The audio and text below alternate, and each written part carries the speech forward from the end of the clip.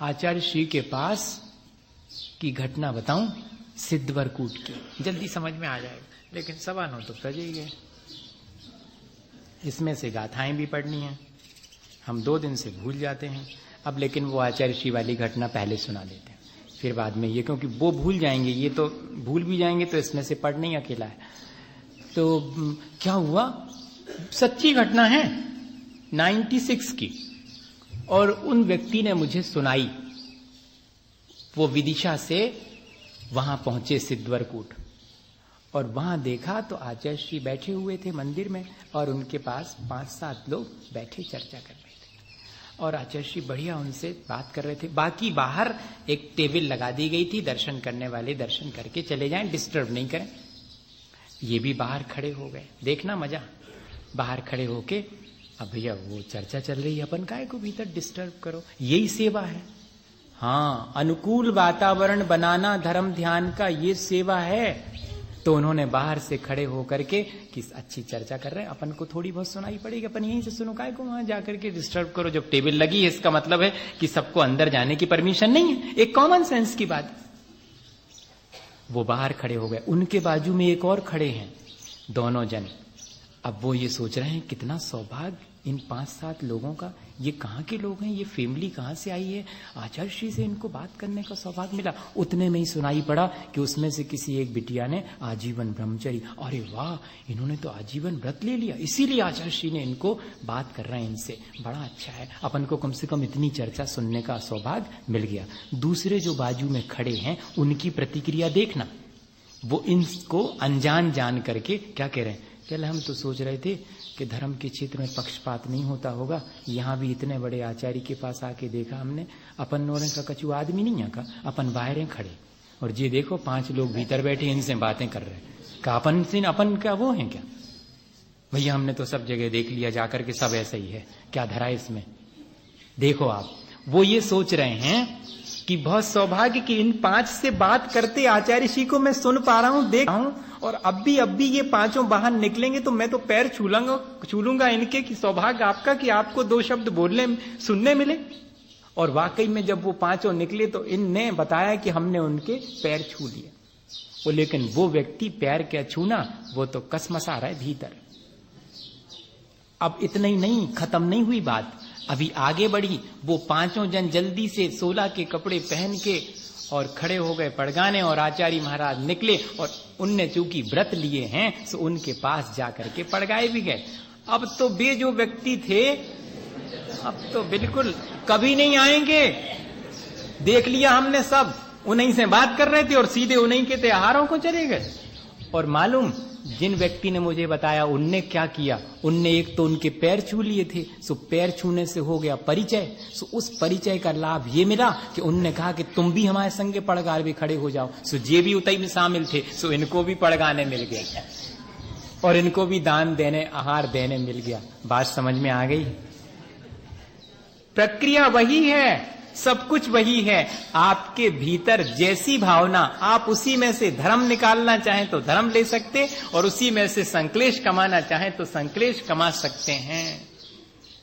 ये प्रक्रिया है। आचार्य भगवंतों ने इस तरह से श्रावक को जो क्रियाएं कर रहा है, सुबह से शाम तक उसकी क्रियाओं को धर्म ध्यानमय बनाने के लिए शायद ये ऐसी प्रक्रिया रखी हुई है। इसका लाभ अपन कितना ले पाते हैं ये अपन को देखना चाहिए। फिर अपन एक आध और उदाहरण देख लेंगे, ध्यान आ जाएगा। अभी तो आपका सौभाग्य है कि एकदम, मैं तो सोचता हूँ सवेरे से बहुत मेहनत कर रहा हूँ मैं, आप ये नहीं समझना आपको, क्योंकि इतनी सारी चीजें और ध्यान में, और इतने दिन से लगातार, और अभी मेरे सामने पूरा टाइम अभी बाकी बचा, सब एकदम दिमाग में सेट करके रखा है कि ये चीजें पूरी। लेकिन अपने को क्या करना, अपने को ज्यादा से ज्यादा जितना बने उतना सीख करके अपने जीवन को परिवर्तित करना भैया, और कुछ नहीं। मेरे को बहुत जानकारी है, ऐसा ना मुझे अहंकार आना चाहिए और ना आपके अंदर इस तरह का आना चाहिए भाव। अपने को तो सिर्फ अपने कल्याण का भाव है, इतना ही ध्यान में रखने की प्रक्रिया है। और इससे अपन को स्वयं भी इन सब चीजों को जानने की रुचि जागृत होनी चाहिए। मैं कोई ऊपर से सब जान करके थोड़ी आया था, मुझे संस्कृत नहीं आती थी। मैं आज आचार्य जी को हमेशा जब भी संस्कृत पढ़ता हूँ, कोई भी वाक्य पढ़ता हूं और उसका अर्थ समझाता हूं, फौरन याद आ जाता कि कैसे उन्होंने स्लेट पेंसिल लेकर के पहले ही दिन स्लेट पेंसिल आई थी कि लिखो छोटा आ धन छोटा बराबर बड़ा आ, संधि स्वर संधि। यहां से पढ़ाना शुरू किया, 1 साल तक लगातार, 1 साल तक संस्कृत। बस अब तुम्हें किसी से नहीं पढ़ना पड़ेगा, कम से कम पढ़ तो सकोगे, अर्थ निकाल सकोगे, बस इतना ही, और ज्यादा नहीं करना। लिखने लिखने का बहुत लिखा है आचार्यों ने संस्कृत में, बस उनके अर्थ लगा सको और अपना कल्याण कर सको, इतना ही पर्याप्त। ये शिक्षा भी लेना भैया। इन ग्रंथों को बीच बीच में इसलिए कोट करता हूं कि ये सब आचार्य भगवंतों ने उपकार करके अपन को भी इसमें रुचि लेकर के और पढ़ना चाहिए। जब और बहुत सी चीजें पढ़ते हैं तो ये 2-3 गाथाएं, इनका अर्थ अपन देखें। अन्नायिनम शुद्धानम कप्पनिचान देश काल जुत्तम दानम जैन मुचियम गिहीन शिक्षावयम भणियम। प्राकृत भाषा में ये लिखा, आचार्य महाराज ने हिंदी किया। 2 शुद्ध अन्न यति को समयानुकूल देशानुकूल प्रतिकूल कभी न भूल। तो संविभाग अतिथि व्रतयों बनेगा रे स्वर्ग मोक्ष क्रमवार अवश्य देगा। यदि हम सबसे पहले क्यों ये लिखा, 4 प्रकार के दान में सबसे श्रेष्ठ दान सभी आचार्यों ने एक मत से कहा है आहार दान। 4 प्रकार के में सब आचार्य एक मत है और वो कहते हैं कि आहार दान ही सबसे श्रेष्ठ है। कल शाम को भी मैंने कहा था, आचार्य भगवंतों ने तो यहां तक लिखा कि आहार क्या दिया, मानो मोक्ष मार्ग दे दिया, क्योंकि उसके द्वारा एक ग्रास के द्वारा पूरे दिन धर्म ध्यान होने वाला। वही अगर सामान्य व्यक्ति ग्रहण करे तो क्या करेगा, दिन भर राग द्वेष करेगा। और वही व्यक्ति अगर चतुर्विध संघ में मुनि आर्य का श्रावक श्राविका के द्वारा ग्रहण किया जाए तो वही धर्म ध्यान में निमित्त बन जाता है। इसलिए कह रहे हैं कि शुद्ध आहार दान देना चाहिए यति जनों को। कैसे, समयानुकूल देशानुकूल, प्रतिकूल कभी भी नहीं, प्रकृति के विरुद्ध नहीं देना। ये अतिथि संविभाग है। इससे क्या होगा, इससे पहले स्वर्ग मिलेगा, फिर मुक्ति भी होएगी क्रमवार। स्वर्ग और मोक्ष दोनों परंपरा से यह दान मुक्ति का कारण है। साक्षात भी कारण तो नहीं बनेगा, परंपरा से निर्वाण का कारण बनेगा, पुण्य का इससे अर्जन होगा। इस तरह यदि हम अपने जीवन में इस प्रक्रिया को और आगे बढ़ाएंगे, समझेंगे एक एक चीज। पर आज अपन ने यह समझ लिया कि हमें गुणों के अनुराग से सेवा करनी है और अपने गुण बढ़ाने के लिए सेवा करनी है, और सेवा की जो विधि है, प्रक्रिया है, उसके अनुरूप सेवा करनी है। और सेवा करते समय अपने परिणाम हमेशा टटोलते रहना है कि मैं अपने परिणामों को इतनी देर के लिए निर्मल कर पाया कि नहीं। आचार्य महाराज हमेशा कहते कि मुझे बहुत संकोच लगता है पैर दबवाने में। क्या दबवाना, रोज रोज बड़े बड़े लोग आते हैं वो पैर दबाने लगते। कहते फिर ये सोच करके, मुझे तो आवश्यकता नहीं, पर ये सोच के कि इनका धर्म ध्यान होगा, इतने आधे घंटे यहाँ बैठे हैं, उतना आधे घंटे तो कम से कम धर्म ध्यान होगा, नहीं तो बाहर कहीं पान की दुकान पर या कहीं किसी बैठे हुए गप्पा सप्पा करते रात में, और क्या करते। और इस बहाने कम से कम उतना धर्म ध्यान, जैसी संगति करेंगे वैसा जो है हमें उसका लाभ मिलेगा। हमें कभी भी लेकिन ये भावना नहीं रखनी चाहिए कि इनसे हमें प्रति उपकार के रूप में कुछ मिले।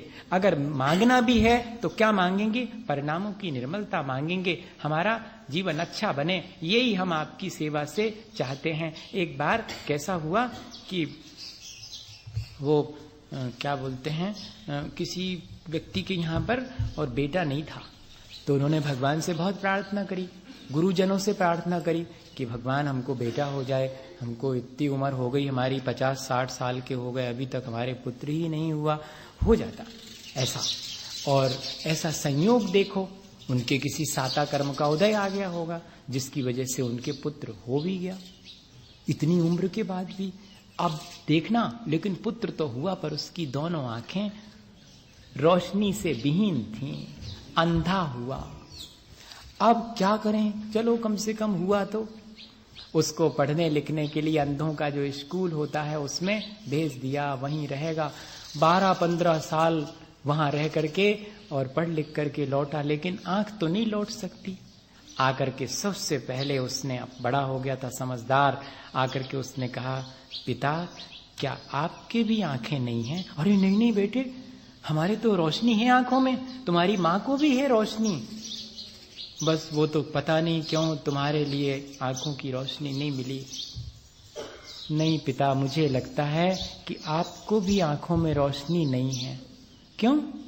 मैं तो बिल्कुल भला चंगा हूं, आंखों से देखता हूं। नहीं, लगता तो मुझे भी है कि आप भी अंधे हैं।